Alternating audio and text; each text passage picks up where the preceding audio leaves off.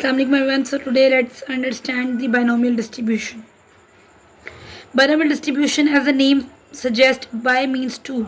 So a variable having two outcomes. For example, a gender which has two categories, male and female, an answer which can be yes or no, a test which can be positive or negative.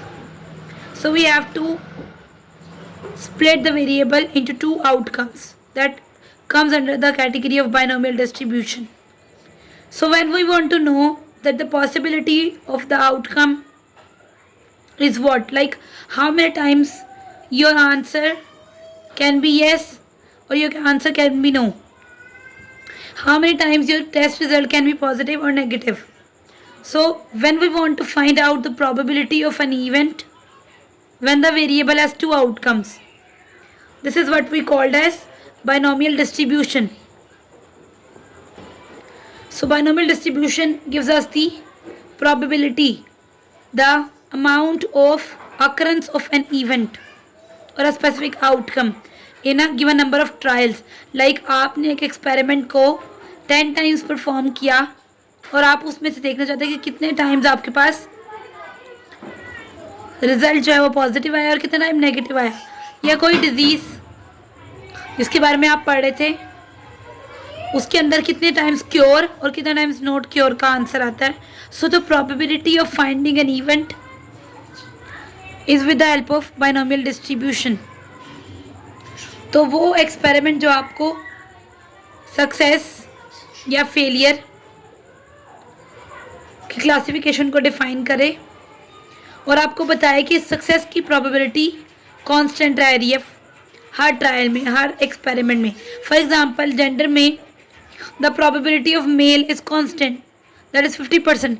कि her mother के chances हैं कि she can have 50% chances हैं कि she can have a male child. तो इसी तरह female में भी 50% चांस है. So the chance of success of a specific event remains constant in every trial because it is binomial distribution. So we'll have 50% chances of success and that 50% chances will remain constant in every trial. Following are the properties which are that an experiment will only have the outcome having two categories. दो से ज़्यादा answers को हम इन distribution में count नहीं करते. Success की probability constant रहती है, जो कि मैंने पहले बता दिया कि 50% अगर चांसेस हैं तो वो 50% चांस हर बार जब भी आप परफॉर्म करेंगे कोई एक्सपेरिमेंट, कोई टेस्ट, कुछ भी, हमेशा 50% चांसेस ऑफ सक्सेस कांस्टेंट रहेंगे. ट्रेट इज़ इंडिपेंडेंट, यानी कि मेल चाइल्ड या फीमेल चाइल्ड एक दूसरे पर डिपेंडेंट नहीं है. टेस्ट रिजल्ट का पॉजिटिव आना या नेगेटिव आना इंडिपेंडेंट है, तो ट्रेट इंडिपेंडेंट रहेगी. और एक्सपेरिमेंट को आपने फिक्स नंबर ऑफ टाइम्स जो है वो रिपीट किया, लाइक आपने 10 टाइम्स, 20 टाइम्स, 30 टाइम्स, कोई उसका नंबर होगा कितने टाइम आपने एक्सपेरिमेंट को परफॉर्म किया. So now what is the formula to find out the binomial distribution? Basically to find out the probability of an outcome using the binomial distribution, कि वो outcome कितने टाइम्स आपको क्या रिजल्ट दे रही है वो आपने फाइंड आउट करना है. तो P which is probability of the outcome और द इवेंट और the experiment, it equals C, P and Q.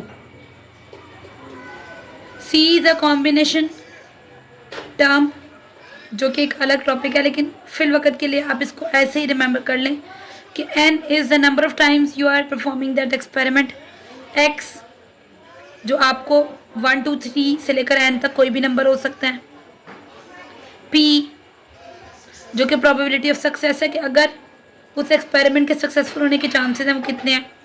और q उस इवेंट के एक्सपेरिमेंट के फेल होने के चांसेस. x वही चीज़ है कि 1 से लेकर n तक कोई भी नंबर. n माइनस एक्स के आपके पास टोटल नंबर ऑफ टाइम्स जो आपने एक्सपेरिमेंट परफॉर्म किया उसमें से आपने x को माइनस कर देना. अब इसमें हमारे पास पी मोस्टली जो है वो गिवन होता है सक्सेस की प्रोबेबिलिटी, तो क्यू आपने फाइंड आउट करना होता है जो कि इस फॉर्मूला के थ्रू कर सकते हैं। P plus Q equals to 1, तो क्यू फाइंड आउट करना है तो Q equals to 1 minus P. इस तरह करके हमारे पास क्यू आ जाएगा। Let's discuss it with help of an example.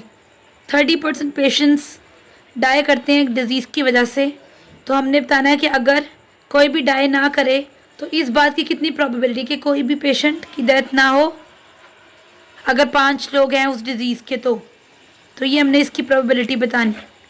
तो 30% प्रोबेबिलिटी हमारे पास है डेथ की, तो क्यू निकालने के लिए 1 माइनस पी, तो 1 माइनस पी यानी 1 माइनस 0.30, दैट कम्स आउट 0.70। तो फॉर्मूला हमारे पास क्या है, C N X P X N Q N minus X. N हमारे पास टोटल नंबर ऑफ पीपल जो कि 5 हैं। एक्स की किसी की भी डेथ नहीं हो रही, ए पार्ट में कह रहे हैं कि नन विल डाई, तो एक्स 0 क्योंकि किसी की भी डेथ नहीं हो रही। पी हमने फाइंड आउट की हुई है, ये हमें गिवन है कि 0.30। क्यू हमने फाइंड आउट कर ली थी 0.70, और एन माइनस एक्स यानी कि ये जो एन माइनस एक्स है यानी 5 माइनस 0, क्योंकि एन 5 है और एक्स 0 है तो 5 आ जाएगा। जब हम इसको राइट डाउन करेंगे, you can see here 5C0 multiply by P 0.3, उसकी पावर 0 थी क्योंकि x 0 है, 0.70 जो कि q है उसकी पावर 5 है। एट का answer comes out to be 0.16807, जो कि यहाँ पे लिखा हुआ है 0.168। तो फर्स्ट पार्ट हमने सॉल्व कर लिया कि किसी की भी डेथ ना हो, इस बात की प्रोबेबिलिटी 0.168 है हमारे पास। सेकेंड पार्ट क्या, what is the probability that at least 3 will die in the group. अब वो कह रहे हैं इस बात की कितनी प्रोबेबिलिटी है कि 3 पर्सन्स की डेथ हो जाए आउट ऑफ 5। अब जो एटलीस्ट का वर्ड है ना, ये बता रहा है कि कम से कम 3 लोगों की डेथ हो सकती है और ज़्यादा से ज़्यादा पूरे ग्रुप की भी। अगर यहाँ पे सिर्फ 3 होता तो हम डायरेक्टली बस यहाँ पे हम लोग यहाँ पे x की जगह 3 पुट करते और पूरा हमने उस तरह ही सॉल्व करना था। लेकिन चूँकि एटलीस्ट 3 है, एटलीस्ट 3 का मतलब है कि कम से कम 3 लोग हैं, लेकिन उससे ज़्यादा भी हो सकते हैं, यानी 4 भी हो सकते हैं, 5 भी, लेकिन 3 से कम नहीं होंगे, यानी 2 नहीं हो सकता, 1 नहीं हो सकता, कम से कम 3 से स्टार्ट करना है। तो हमने 3, 4 और 5 लिया कि कम से कम 3 की डेथ हो सकती है, उससे ज़्यादा 4 की भी हो सकती है और 5 की भी। तो हमने डायरेक्टली x की जगह पे 3, 4 और 5 पुट करना है इसी फॉर्मूला में, and we will get the answer. तो इसका मतलब है कि 16.3% प्रोबेबिलिटी है कि एटलीस्ट 3 लोगों की डेथ होगी इन the group of 5। I hope कि ये कॉन्सेप्ट आपको समझ आ गया होगा। एक और एग्जांपल मैं आपको समझा देती हूँ। इफ़ 2 पेरेंट्स हैं, दोनों हेट्रोजाइगस हैं और उनमें एक हमारे पास ऑटोसोमल रिसेसिव जीन भी है, जिस जीन की वजह से सिस्टिक फाइब्रोसिस वाली डिजीज़ हो रही है, और उन 2 पेरेंट्स के 5 चिल्ड्रन हैं, तो क्या प्रोबेबिलिटी है कि 3 लोग जो हैं उनके 3 चाइल्ड जो हैं इन 2 पेरेंट्स के वो नॉर्मल आएँ, यानी उन 3 लोगों को सिस्टिक फाइब्रोसिस ना हो, इनकी इस बात की कितनी प्रोबेबिलिटी है। अब हम ये पढ़ चुके हुए हैं कि हेट्रोजाइगस में एक हमारे पास कैपिटल आएगा, डोमिनेंट जीन होगी, और एक रिसेसिव होगा। इसी तरह एक कैपिटल होगा और एक रिसेसिव होगा। अगर हम कॉम्बिनेशन बनाएं तो ये हमारे पास डोमिनेंट, फिर कॉम्बिनेशन बनाएं फिर डोमिनेंट, फिर कॉम्बिनेशन बनाएं फिर डोमिनेंट, एंड पे सिर्फ एक कॉम्बिनेशन रिसेसिव का बन रहा है। इसका मतलब है कि डोमिनेंट आने की यानी नॉर्मल आने की प्रोबेबिलिटी 3/4 है कि 4 में से 3 लोगों नॉर्मल आएंगे, तो एक का चांस है कि वो सिस्टिक फाइब्रोसिस होगी उसको। अगर हमें सिर्फ पी भी पता लग जाए तो हम क्यू फाइंड आउट कर लेते हैं। तो पी हमें पता है कि 3 लोग जो हैं वो डोमिनेंट आ रहे हैं यानी कि नॉर्मल आ रहे हैं, तो 3/4। और हमने किस तरह निकालना होता है, यहाँ पे 1 माइनस पी करना होता है क्यू के लिए, तो 1 माइनस 3/4, तो 4 1 4 माइनस 3 नीचे कॉमन डिनोमिनेटर, 4 माइनस 1 4 माइनस 3 1/4, तो क्यू ये है। टोटल उनके चिल्ड्रन 5 हैं, एक्स के 3 लोग जो हैं वो नॉर्मल आ रहे हैं। हमने डायरेक्टली सिर्फ पुट करनी है एन और एक्स की वैल्यूज़ और ये हमारे पास आंसर आ जाएगा। Now I am showing you कि ये आंसर किस तरह से आ रहा है ताकि कन्फ्यूजन आ रहे कोई। 5 total number of childs, C combination का लगाना होता है, 3 हमारे पास के 3 नॉर्मल आ रहे हैं, 3/4 पी है और उसकी पावर एक्स होती है जो कि 3 है, क्यू हमारे पास 1/4 है और उसकी पावर n-x यानी 5 - 3 2, तो ये हमारे पास 0.26 आ गया। तो आई होप कि अब आपको बायनोमियल डिस्ट्रीब्यूशन का जो कॉन्सेप्ट है वो समझ आ गया होगा। अगर आपको अभी भी कोई कन्फ्यूजन है, you can just do ask me in the comment section. Thank you for watching the video. Bye bye.